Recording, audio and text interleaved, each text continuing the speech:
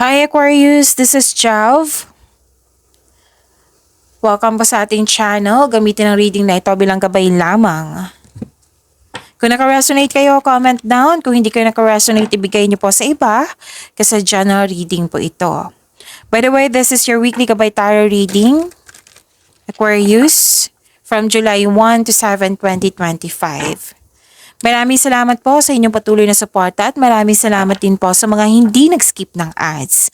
Sa mga hindi pa nag-subscribe, subscribe na po kayo at click bell notification para malaman nyo na may bago tayong video.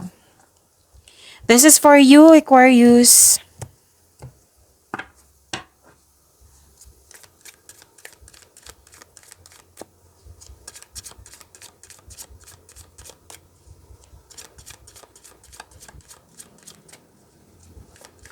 Energy po ni Aquarius ngayong July 1 to 7, 2025.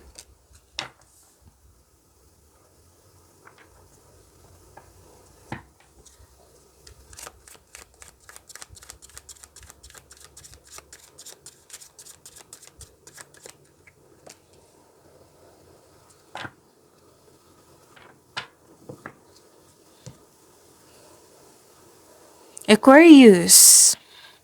Okay, before that, mag-remind muna ako, lalo na sa mga bago dito, kung may napansin kayo na repeating message, yan po yung pinupush ng course nyo po. Like for example, nanood kayo sa inyong monthly gabay tarot reading July 2025 at dito rin sa weekly gabay tarot reading nyo. At may napansin kayo na repeating message, yan po yung pinupush ng course nyo na kailangan yung bigyan ng atensyon, solusyon, at aksyon kung maaari po. So, ano yung energy ni Aquarius?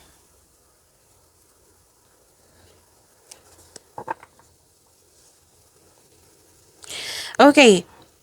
Pwedeng may naalala kayo sa nakaraan na nangyari sa nakaraan na hindi nyo nagustuhan or mangyayari ngayon na sana'y ma-overcome nyo to.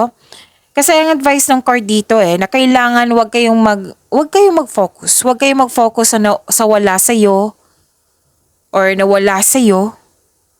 Oo, mag-focus kayo sa makontrol nyo. Wag kayong mag-focus sa hindi nyo makontrol. Okay?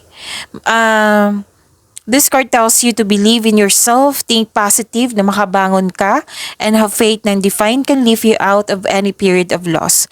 Mag-focus kayo sa mind healing instead of suffering.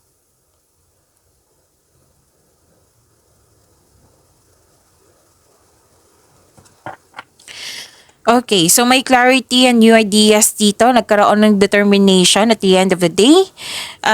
Mayroon kang maraming ideas na bibigyan mo ng aksyon para magkaroon ng maagang resulta. May magaganap na importanteng pag-uusap or confrontation sa isang tao. Ang advice ng card nyo dito na magtiwala sa inyong intuition, makinig sa inyong intuition kasi ito yung maggagabay sa iyo patungo sa mga susunod na hakbang ng pagkilos. At ang sabi ng card dito na napapansin ng ibang tao na magaling ka na sa communication skills. Tapos sa mga single dito, huwag kayong mag-alinlangan na mag-invest sa bagong relasyon. Kasi may maliligaw dito or kayo ay may nililigawan na may hesitation kayo. So magkakaroon ng bagong insights and clarity kung paano pa i-improve yung layunin mo sa buhay.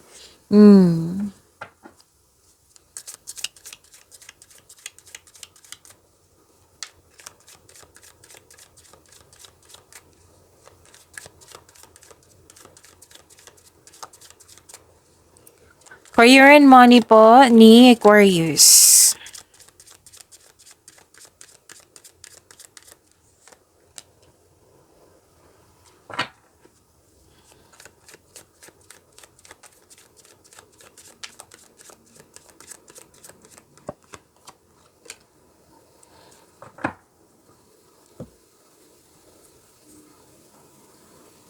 Okay, sa career and money nyo po. Nakikita ko dito, nagkaroon po ng...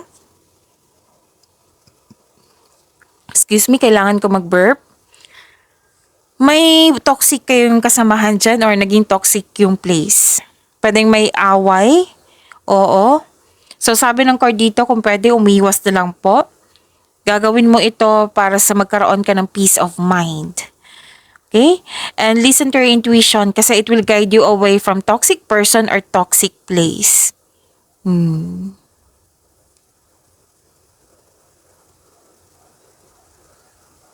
Okay. Okay. Nakikita ko dito, Aquarius, in your career and money. Pwedeng may namuong romance sa workplace mo or yung partner mo ay katrabaho mo po.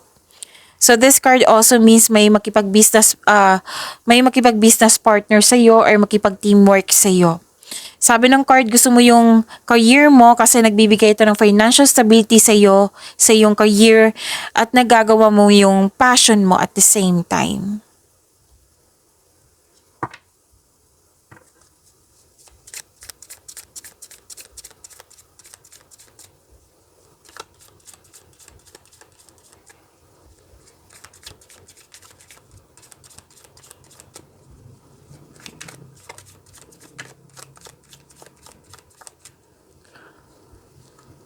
Love life, self-love, partnership, and romance ni Aquarius ngayong July 1 to 7, 2025.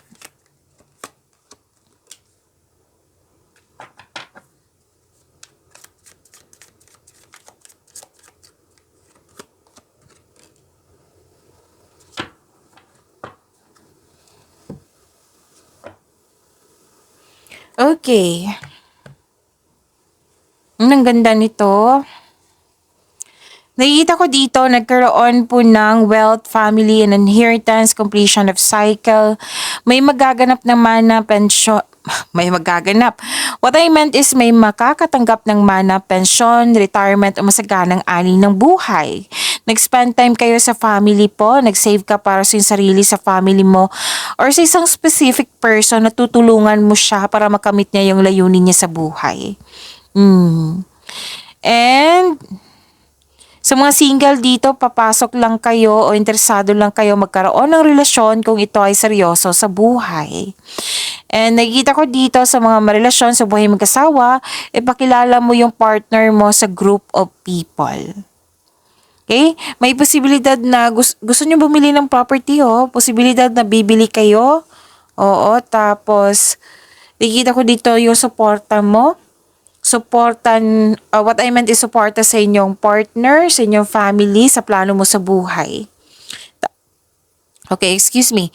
Maghihingi kayo na, oo, parang maubo ako eh. So maghihingi kayo ng payo sa taong nirespeto mo. Kasi ito ay makatulong sa iyo to, para magkaroon ng personal development. Okay?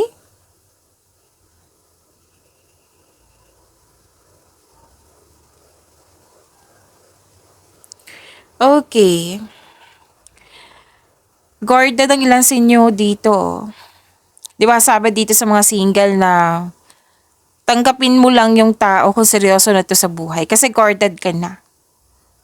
But some of you nakita ko dito, you're not ready pa pumasok sa buhay pag-ibig. Okay? Sa mga relasyon sa buhay mag-asawa, umiiwas kayo ng away or confrontation para hindi ka or kayo masaktan. Kumbaga, nililimitahan mo yung sarili mo na para hindi kayo mag-away.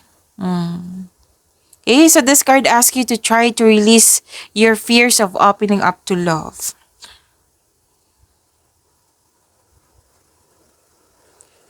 Okay, so may biyahe ako nakikita dito. Malayong lugar. And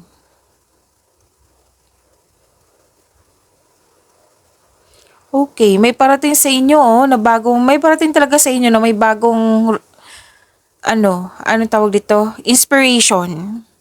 Tapos this card asks you to stay open sa mga signs na bigay ni universe and take action when they appear.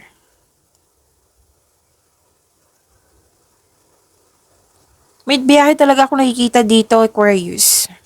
Pwedeng bakasyon, or importanteng lakad to, malayong lugar to.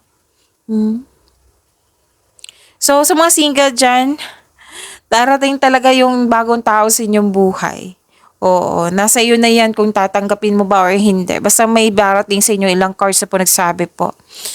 And some of you excited dito sa mga ginagawa nyo. Excited sa biyahe, excited sa date, or excited sa event invitation. Okay? So sa mga single dito, sabi dito na mamimit mo yung partner mo via travel. Pagyamanin niyo po yung blessings sa binigay sa inyo. Aquarius, see you tomorrow. Maraming salamat po.